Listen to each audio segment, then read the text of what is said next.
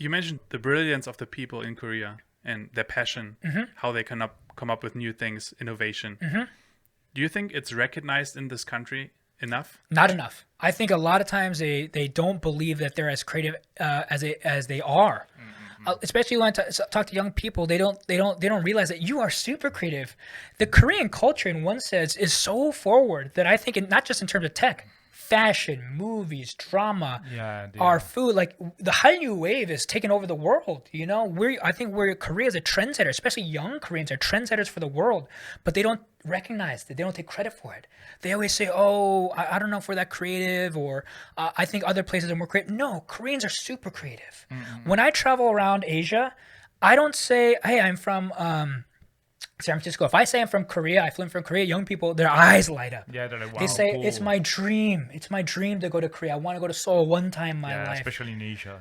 I think if young Koreans recognize that the culture that they're building and that their creative brilliance is actually being appreciated around the world, they don't see it because they may not have the opportunity to go, but this generation, I think, is one of the most creative generations that Korea's ever had, and that's what makes me so passionate about being here. Is because this generation is the first generation that, after the war and after our parents' generation built from the war, this generation got to study abroad. It had global trends. It's got the resources and tools to do stuff, and so that's what gets me so excited about the future of Korea, because this generation is going to go leaps and bounds. So that's what keeps me very passionate about being here. Mike, you in Korea, you also do a lot of non-profit work, right? yeah. Charity work. Yeah. What do you do and why? So I started an organization called the Korea Legacy Committee, and it has one focus, which is to support the elderly who are in poverty. Korea has the highest elderly poverty rate in the world. I think 49% of all senior citizens in Korea live in poverty. Wow, is it that high? It is that high. It's like didn't know. half. It is half. So 1 out of 2 senior citizens that you see in Korea are living in deep poverty. It is a major issue. Yeah. And so I asked you this question because we were talking about how cool the new generation is, and this is true. So I want to Yeah. talk about Yeah, thank you. I elderly really issue. appreciate asking that, because this organization is actually driven by, empowered by young people. And so we have two missions. One is we have to raise awareness of the issue. Not enough people actually know that there is a poverty epidemic. Yeah, right. So one And is it's a different kind of poverty, right? yeah, yeah, and it's very difficult to, when you really see it. It's heartbreaking. So we raise awareness, but number two, then we raise funds to be able to feed as many elderly as possible. So right now, we're doing a campaign during the pandemic of doing 1,000 meals a weekend to support the elderly, and it's something that I think it's our responsibility. I'm not saying that everyone has the time and capability to do it. What I'm saying is that I think we all play a role in our communities, and if you have the ability to give back to your communities, we all have that responsibility, because none of us get through life alone. We are all somehow connected to each other, and even if it's a small thing, picking up one piece of garbage to the hangang, that's a movement. But I always say the KLC movement is about empowering young people to say the future of Korea is yours to build. And as an example, look at this major issue we have, elderly poverty epidemic. We will change this, and it'll be driven by you. And so that's what I'm very passionate about. And so we've been building that for 5 years now. Isn't it ironic that the people who actually helped Korea to grow, to become such a developed country, are now in poverty? Yeah. Because those people you are actually serving, those Totally. people you're giving the meal box to, Yeah. those are the people who really worked hard to make Korea. That country. generation is, I don't think there are words to describe it. What they went through, and to build the country we have now, I mean, to say that we are in debt to them is, I don't think, does it any justice. We sit here with this kind of podcast because that generation built something from the ground up through a war that ravaged the country, and then our parents' generation that had to go through a country that was developing. My father actually still remembers when he was young, Myeongdong had dirt roads. I mean, think about that for a second. Myeongdong, where we see, cosmetic brands, and we have, all Nike. One of the busiest streets in That Seoul. just one generation ago was a dirt road. And my dad used to say there was one or two cafes, and the cafe was the hot place to be, to get a cup of coffee, and it was cool to mingle with young people. How incredible, how inspiring is it that generation did that? And so now I think it's even more of a responsibility of our generation to say thank you. Right. And the fact that they're living through so much hardship is that we have to give back now. I don't think we even can imagine what our parents or our grandparents' generation went through. Yeah. Italy probably the same. Germany after Yeah. the war. I mean, But luckily, in Germany or in Italy, the social system is good enough Exactly. so that elderly are not in poverty. Actually, Yeah. there are a few, but the majority of people, the pension is enough to have a decent life. Yeah. While in Korea, still it's improving, Yeah. but still, I mean, Yeah, the pension's only a few $100s a month. I think it's 200. you So, can't really live with a few can you things. imagine living off $200? definitely not enough for a human being. No, no, not in Seoul. Impossible. Impossible. So, Is non-profit big in Korea? Are there many people doing charity? yeah, I work? think a lot of people have. So one of the reasons that we started this is that there are a lot of people who have the desire to give back and volunteer, but actually there's not a lot of youth movements that are built and born by young people for a Right. particular volunteer effort. There are a lot of daegyups that have those efforts, or maybe Right. churches, but something from the ground up, a grassroots movement that are built by young people to do something, that I think is a little bit still rare. But that doesn't mean that the desire to support people is rare. Young people, actually people in this country, are so giving. That's kind of our culture. And so this, I always say KLC is more of a platform. So we collect that desire and then we allow them to be able to give back to the communities. Wow, that's cool. Yeah. So anyone who's watching, every weekend we're out there. And so if you ever want to join our volunteer efforts, please follow us on Facebook or KLC Instagram. is Korea Our Instagram is at Korea Legacy. So follow us, and we always post where and when and what time. So, and we're open to everyone. You can speak Korean. You don't have to speak Korean. You can join our volunteer efforts. Open for everyone. We will definitely put it in the description below. Oh, thank you guys. I So appreciate hopefully You're doing we a can great help job. you. That's a great it. job. Oh, thank you. I appreciate that, guy. I really appreciate that. Do you think it's a structural issue that it's so difficult for young people to set something up by themselves, or where do you think is really the problem? That was a good question. So I think it's more just maybe culturally. I think when you're young, growing up in the United States, even on the weekend, you'd have, in elementary school, a car wash that donates something, or a bake sale that you kind of, and then during Christmas and Thanksgiving, your parents take you out to a soup kitchen. You do this at a young age. And so there's an emphasis, or at least when I was growing up, I really had that kind of emphasis from my parents and also the parents of my friends that really showed that a part of your life has to be spent giving back. Because you didn't just get here because you're great. You got here on the backs of a lot of other people, so you owe that. And I think that's just maybe more of a cultural difference. There is, like I said, a huge desire to give here, but maybe they didn't have the opportunities or the platform at a young age to be able to go do that. But this young generation, they are starting to kind of slowly build that, just like startups. It's a startup or a movement to give back. And so that I see that growing, and that really excites me. Wow, that's cool. Really. Yeah, you're right. Actually, in the States or in Germany, Italy, the culture of giving back of charity, they teach you that since you're a kid. And while here is starting now, I would say. Yeah, that's right. Yeah. That's right. My first charity program I attended in Korea was a marathon, Oh. pink ribbon marathon. Oh, yeah. So I see that was while I was studying here. So from time to time, they have these opportunities where you can go into these programs, help out a little bit. But for me back then, unfortunately, it was like 1 day, 2 day, and Right. then, it's cut. Yeah. And then maybe you wait to the next year. Yeah, But then you have to really search by yourself if you don't want to do more. that's right. So I kind of want to see this being a little bit more expanded over the next couple of years. That would be nice. Absolutely. And I always say that this is a movement that I'll be doing for the rest of my life. And so this is something that it's not about doing for once a week. And we will have this opportunity for the rest of our life. And we're going to continue to tackle this issue forever. Mike, going back to the business part, so you're a foreigner because you're American. You're Yes. a foreigner who actually moved to Korea and looking for a job, because you already had a job, but still you moved to Korea for working, and so far you've been successful. You've been lucky. You've been successful. Is doing well. So, what would you recommend to an American or to a foreigner who wants to move to Korea Yeah. for working. Yeah, let's keep it on a worldwide Yeah. citizen. Yeah. I think, Move to Korea, or Yeah. maybe even here in Korea right now, studying, graduating. yeah. I'm asking you because I moved here when I was 23. So it's pretty easy to come here when you're like your early 20s. Yeah, right. You can still study, you can just play around. Yeah. But you moved when you were like 30 something, right? 30. Yeah. 30, 31. Yeah. So what would you recommend to get to people like abroad who are like probably in their 30s and they want to have a work experience here in Korea? Well, one is come. There has never been a better time to come to Korea. And the reason I say this is because one is this new generation of startups that are coming up, or this new generation of businesses that are coming up, have a need to be global. And so as a very small country, while our market's big, 50 million people in Korea, it's not enough.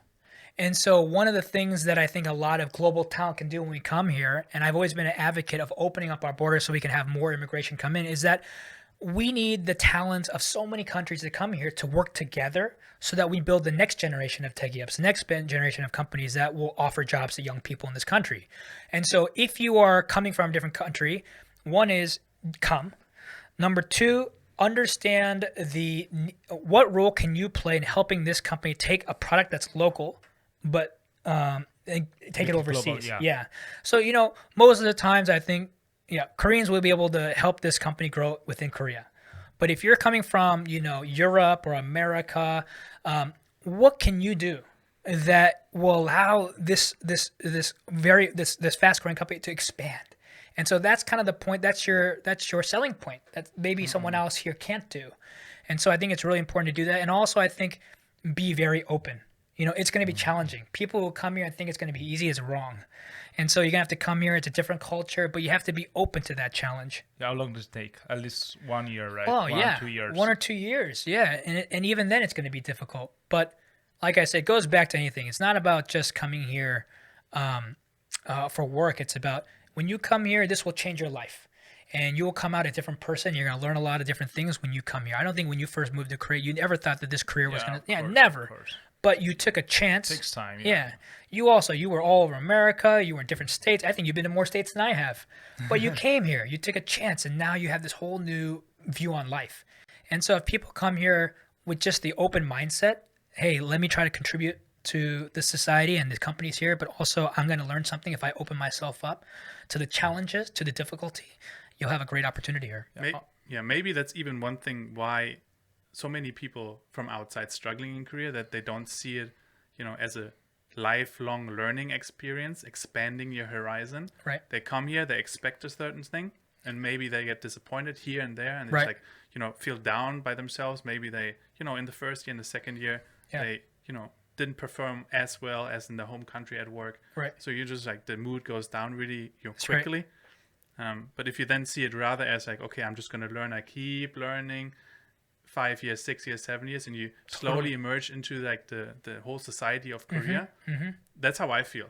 As soon as I adapted this mindset, I was like, okay, I can breathe a little bit. Totally. And if only 80% of my things go right, I'm happy. Yeah. It takes time. You're right, actually. Comforts, the opportunities are here. They're enough. And comforts, understand what you can give to people, what you can give to a company. That's right. I agree. And take your time to There's a lot of opportunity here.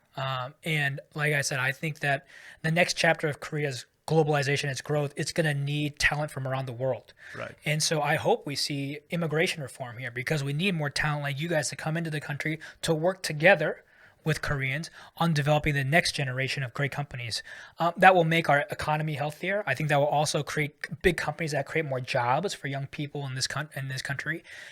We have high unemployment, and we need to get young people in a career that's safe. And so I'm excited. I think that I hope we go in that direction. Can you maybe make one last comment towards like the language ability that people need to have from your experience coming from outside?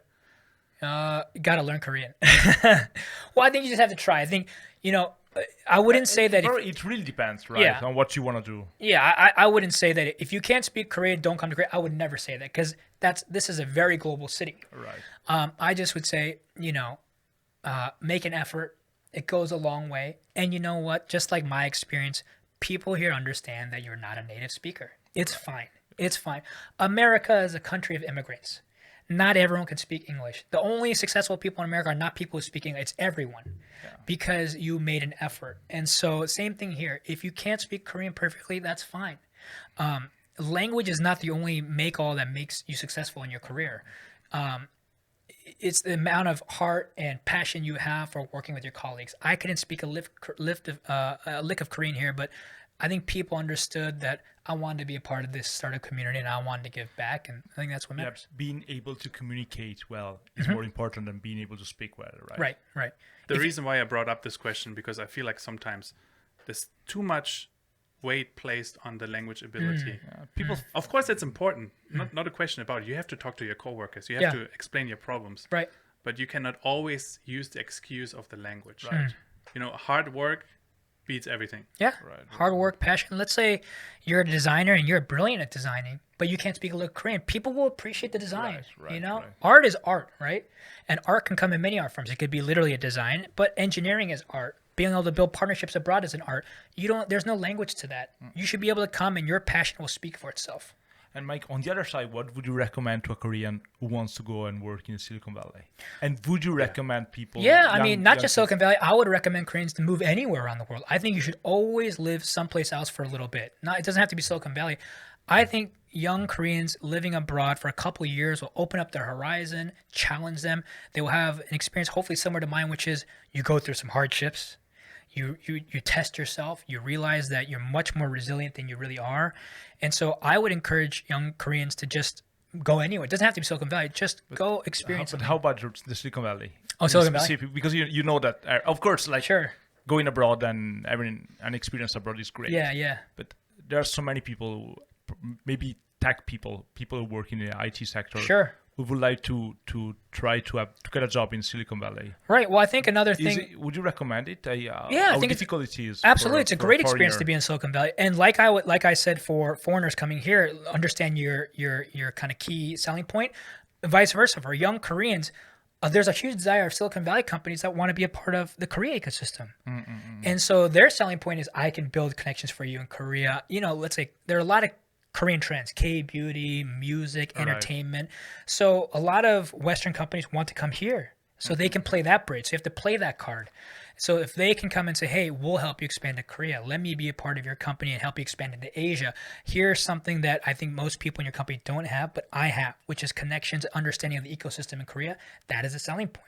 So I think that's another angle that young Koreans can use to be able to try to find a role in a company that's in Silicon Valley or anywhere. Is it better to try to look for a job from here and then to move, or is it better to just move, to just go there and? Oh man, I don't That know. is such an important question, though. No, I'm just asking because for example, That's a good question. I don't know the answer. I think if you want to go, talking to foreigners, Mike said just come, and I agree. With Korea, you can just come first, and then you probably live in a small place for a few months, and then you can find a job. But as far as I know, Silicon Valley is like super expensive. But even the issue with this one is you have to quit everything at home first. That's for sure. That's for sure. But It's you have to, what do you call this? Leap of faith? leave a faith. Yeah. Kind of? Risk appetite. I'm sure it's Quit, impossible to go. Yeah. And then you have to figure everything out. It's impossible to generalize, but Yeah, I don't know. should That's a good be- question. I think it's really up to the person. It's up to how much risk you want to take.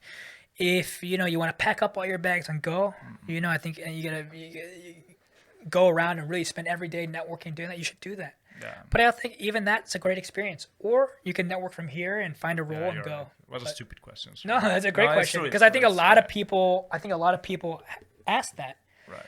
and the honest answer is I just don't know. Yeah, of course. Yeah. Of course. I don't think it's a stupid question at all. No, it's Yeah, I just want to put myself in the shoes of so many Absolutely. young Koreans. yeah. I found it personally really hard doing anything from my home country, applying into Korea. I found that for myself quite impossible. Then I came here, Yeah. and you can actually meet the It's much people. easier, Right. You can go to the companies, you can go Yeah. to the interviews. Right. And then face-to-face interviews always still way better than Skype course, or of what. course, Sure. Yeah. Any kind of video call. It's just a more personal. Yeah.